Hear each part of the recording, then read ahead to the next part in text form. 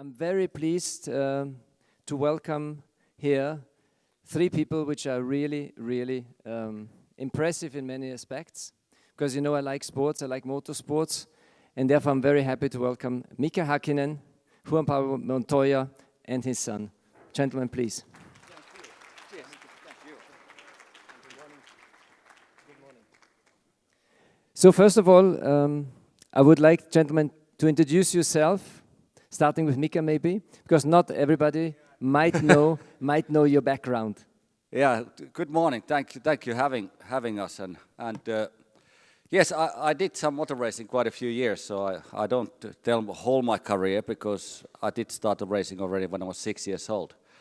But I did retire Formula One in 2001, and I was very fortunate and quite successful with the McLaren team.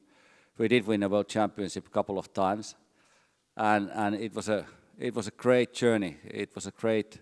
It's like going to university basically. You need to study. You're a young person, and you do study your teamwork and understanding that whole segment. You learn to win races, and then if everything goes in the right, then you become a world champion. So, yeah, that was a short message what I did. So I'm Juan Pablo Montoya. I actually got to race with Mika my first year of Formula One. Yeah, that it was 2001, yeah. and your last. Yeah. I think my career was a little different. Mika was always based in Europe, where I was raced in America, raced in Europe. So I did IndyCar.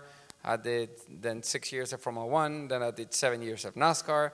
Then I went back to IndyCar. Then I drove some endurance racing, and I'm still racing. Actually, we raced together with my son on Sunday. That it was a lot of fun. We didn't get the result we wanted. You can blame me for that one. But it is very exciting. For me, it's very exciting because I think through everything that I've done with my career, you start understanding how everybody looks at the world. Because everybody everywhere where you go, everybody's got their point of view, the way of looking at things, the way, to do investments, to do things, and personally speaking, it's been an amazing experience. So that's a little bit about me. And my name is Sebastián Montoya. I'm his son, and I'm not as famous as them. Give me a couple of years, and then maybe you'll know my name. But yeah, honestly, I've been around motorsports my whole life. I've been traveling with my dad since I was, I think, 11 days old. And right now I'm racing Formula Regional European Championship, and I'm doing a couple races with my dad in the USA. There you go. Thank you very much. Thank you very much. I'm very pleased that you brought your son because two reasons. First of all, this is a family office conference, right? So it's very good speaking about next generation and the generation afterwards. Very good. And secondly, we had yesterday about 85% speaking about metaverse, NFTs, blockchain, digital assets. And this is something where everybody says it's only for the next generation. I tell you, I was at another conference in January in Switzerland, and there were people really from 15 to 75, because this is not only for young people. It's new to everyone, not only for young people. So everybody has to learn, and everybody has to be involved. And those gentlemen, all three of you, are very much related to technologies, obviously, right?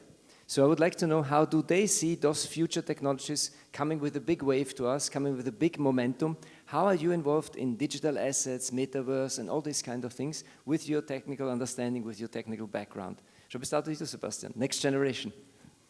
Yeah, honestly, I'm still quite young, and I'm kind of just learning how to invest. I've always been interested in how to invest, and with this new form of investing online, I think it's kind of interesting. It's kind of new to everyone, I think. Being part of Unicorn Hunters and the new Unicorn is something incredible. They've given me an amazing opportunity to be an ambassador, and yeah, little by little I'll go learning. Still a lot to learn, but I'm really excited to be part of this journey. Well, my question was not so much towards investing. My question was more towards general. I mean, do you play the FIFA game? Do you play games? How much hours you spend per day? Is it 26 or 28? Too many. How many hours you spend a day by playing this kind of games, by using this? Because when I was young, I went out in the forest, I made a fire, my parents were beating me up, right? So what are you doing all your day? Yeah, honestly, we have a sponsorship with another company called Rev, and they're kind of like a racing game with cryptocurrency. And honestly, lately I've been traveling a lot, but last year I spent a lot of hours on that game. And as you said, when you're little, you spend a lot of time using technology. And I think in quarantine, I did, like in a week, I would do like 5 days average on screen time playing F1 and different simulator games because I'm a kid and I think it's quite normal. But yeah, honestly, it's pretty, like in my age, to use your phone, to use Xbox, to use PlayStation, especially PC, it's something very popular. And I think out of all the people here, you can combine maybe 2 or 3 and I'll still have more screen time hours in them. Very interesting. Recently, I learned that Christian Horner, who's the team principal of Red Bull Racing, Austrian team like me, and he said that Max Verstappen was playing 14 hours FIFA game when they were in Canada, I think it was. Yeah? So I was quite impressed that a Formula One driver would spend so much time on playing online a football game. So quite impressive. We, by the way, we have in our company 2,500 PlayStations, not because people are bored, but we connect them, and you can also make money on that, just as a little tip on the side. Good to know, good to know. Juan Pablo, how do you see that?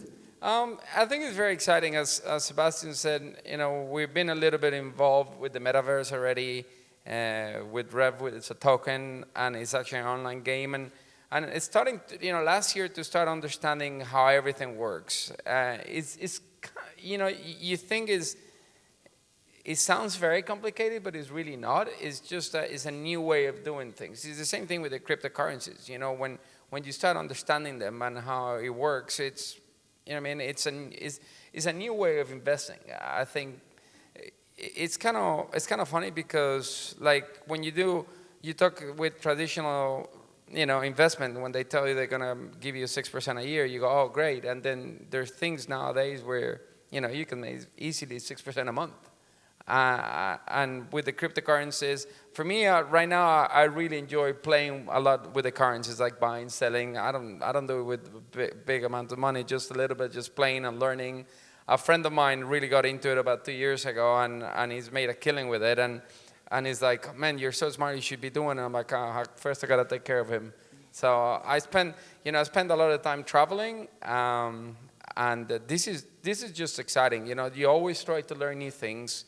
And the harder thing, as you said, I think is learning and don't being afraid of it. Understand it, how it works, how the blockchain works, how all the metaverse works, and that's it. You know, it's just a new way of looking at the world and the investment of it. Correct. Mika, we spoke about it already before. I think it was a couple of days ago, but please. I think I feel that the metaverse is definitely here to stay, and it is today, and it's definitely the future. And what I have learned in Formula One example, that way the teamwork is really important. Who is the best team? Who you should race for, and where to find the best designers, engineers, the mechanics, the best marketing. And I think that is the metaverse today. That way, where you found these people, where are they? You know, I think we all understood that way in a COVID time. You know, everybody was in a Zoom, calling, you know, and doing all the work through like that, and it was quite tough, really hard, you know. And I think these kind of new technologies which are coming now are here to stay and very important. But where to find the best team? So that's what we've been working on. And I'm from Finland, and actually Finland has quite a good people in that. So we really focus in that area in terms of investing, be a part of it, and bringing that kind of world to Formula One example, and in other companies, because that's the tool where we're going to be in the future for sure. Well, one of an interesting point there that Mika is saying is true. If you look at the cars when you raced, it was all based on cigarettes. Like everything was a cigarette sponsor. And if you look at today, 90% of the cars on the grid got a cryptocurrency as a sponsor. So times are changing, for sure. Pablo, you took the words out of my mouth, because I wanted to go with my next and unfortunately last question, direction, going away from cigarettes, thinking about environment. Yesterday as well, the remaining 20% we're speaking about was environment and, you know, what's ESG and all these kind of things.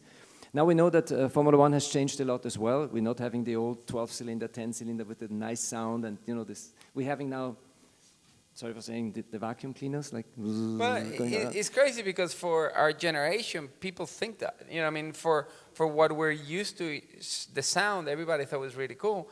And when the new engine started, everybody hated it. But now people actually look at it and they think it's a nice sound and it's nice. They can still talk while the cars are running. Correct. Where back in the day, you know, when a race here was going on, I remember we brought him here when I was racing Formula One, and you know, he was, you know, we used to always bring a boat to, you know, for the family to be and watch the race, and we always had to keep him inside because he was so loud. That was nice pain, wasn't it? It was nice. Oh, pain. hey, I'm old, No, so but- I'm all about that. No, but you're right. Also because this year Formula One has changed a little bit. We have completely new cars in 2022, which are hybrid cars, a bit bigger, a bit heavier. But where do you see the future? And that's my question, actually, especially to both of you gentlemen who come from Formula One. How do you see the future for Formula One and the automobile industry? Because there are a lot of car lovers out there. And if I take my sports cars, right, not on the track, I feel ridiculous now driving with a loud car, driving with, you know, I don't know. Next week, the Rolls-Royce is presenting their first fully electric car. So how do you see the future in Formula One, but also for street cars concerning fully electric? I'll start. Okay. ahead. So one of the things that are personally concerning is, yes, it's going with electric cars, the future, everything. It's what are you going to do with all those batteries? You know, you need to dispose those batteries, and you know, there's got to be, you know, they got to find a way to, you know, make them reusable for longer and find a better way to dispose them, personally speaking. But it is for sure for the, you know, for this, the emissions and everything is for sure a better way of doing it. I'll give you a good example with my son, where one of the things we're working with him is to make him a carbon neutral driver already, because it's the way of the future. You have to, if you look at Formula One, they're committed, IndyCar, all the racing series are committed to become carbon neutral. I think people, the young generations, and it's crazy because I'm like you, I want noise, you know, big engines, that you go into the garage and your eyes cries because all the fuel and mixtures and things, and yes, exactly. It's like when you go into, even today when you go into a Formula One garage with all the oils they use and everything, it's a very special smell. I love it. It's, that's my addiction, to be honest. Can I have a round of applause for that, please? That's what we're talking about, is emotions, right? There was emotions, there was sound, there was smell, there was everything, right? Yeah, and that's why we grew up. But if you look at the cars today, they're unbelievable. Yes, they go, oh yeah, they're so big and heavy, but you know, with the hybrid system, they make like 12 or 1,300 horsepower. It's insane. And now it's crazy, as you said, with technology. Now you went from driving a car that, like for us, was just throttle and brake. They have deployment systems, and they have how much fuel they can burn through a lap, so they're going down the straight. So you get into the straight, you get wide open, and you get full power of the engine, full power of the battery, but they give you X amount of energy per lap, so you gotta burn the energy in the right place, so you accelerate, and then you gotta recover on the braking, and then if you're using too much fuel, at the end of the straights, the engine is gonna shut down by itself and coast. There's so many things, and if you pay attention to the Formula One races, that red light on the back of the car, like what used to be in our time, the rain light, it's a light to make the car so people in front of you, like when you're behind them, you can see the recover energy. So they're very sophisticated. I mean, the amount of energy that a Formula One can recover, it's insane. And that technology is going to end up on the cars. And I think that's where everything is heading. But you have to be very careful in this, because if you look at the Grand Prix, like in Monaco Grand Prix, you know, all the cars going out on the track and they're driving about 2 hours. The amount of pollution what they create from that is like 2 planes taking off in Heathrow. You know, you can imagine how many planes taking off Heathrow every day, and all the airports in the whole world. So we have to be very careful. But yes, the Formula One is the leading motorsport in the world. And there's other elements what Formula One working very hard, not just making cars to be more eco-friendly. It's all the rest what goes around the Formula One. All the companies working on that to be better for the environment. Absolutely, Mika, 100% agree again. And you have a point as well with what we're doing with the batteries, right? Because if there's some statistics saying that actually an electric car nowadays has a bigger footprint in the environment than a combustion engine, right? So, but we don't want to discuss it now because the time is over. It was a distinguished pleasure to have you here. Please give a round of applause to Thank our you, guys. panel here. Thank you so much. First and second generation. Thank you very much.